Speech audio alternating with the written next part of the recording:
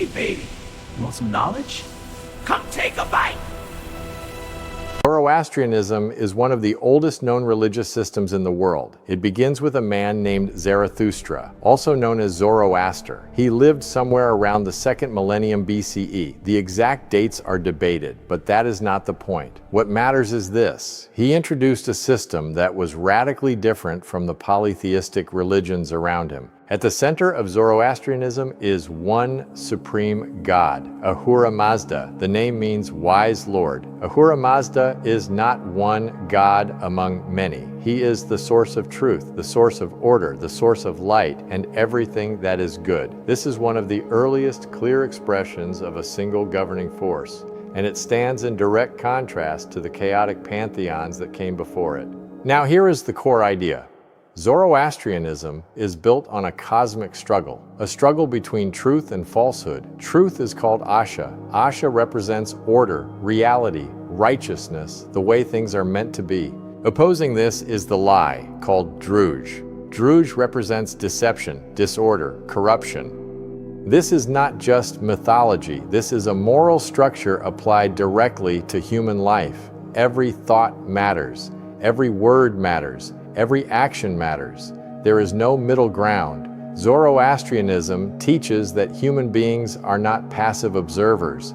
They are active participants. Good thoughts, good words, good deeds.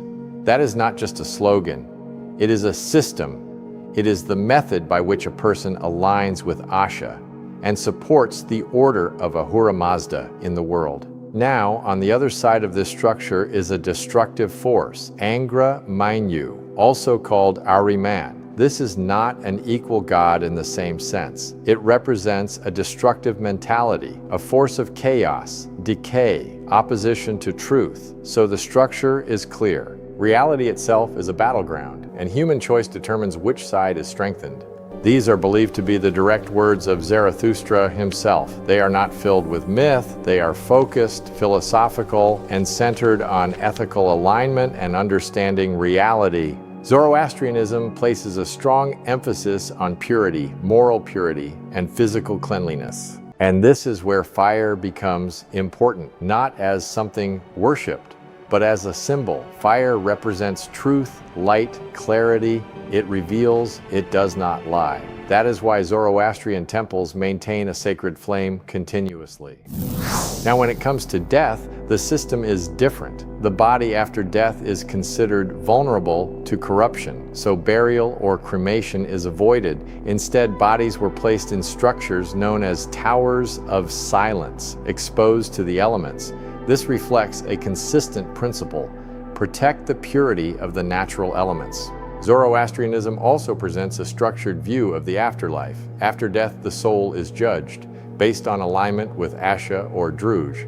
There is a crossing point, the Chinvat Bridge. The righteous cross safely. Those aligned with falsehood fall. So again, the system is consistent. Choice has consequence. There's also an endpoint. Zoroastrianism teaches that eventually truth overcomes the lie.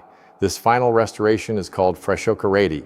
At that point, evil is destroyed, the dead are resurrected, and existence is restored to a perfected state aligned fully with Asha.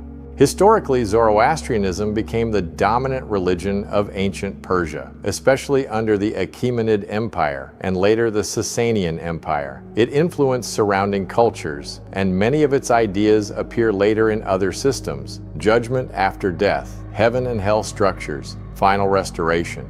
But what makes Zoroastrianism distinct is its clarity.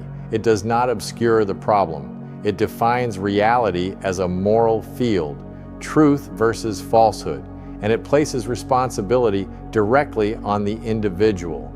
There is no escape from participation. Every person contributes to order or to chaos. In simple terms, Zoroastrianism is a system of alignment. A single source of wisdom in Ahura Mazda, a real opposition in Angra Mainyu, and a human role that is active, responsible, and accountable. It is not about passive belief. It is about participation through thought, through speech, through action. Thank you for watching the video until the end. If you'd like to see more content like this, don't forget to subscribe, like, and share this video with someone you know. Thank you, and I'll see you in the next video. So would you like to take a bite of wisdom, baby, or knowledge? Stay wise.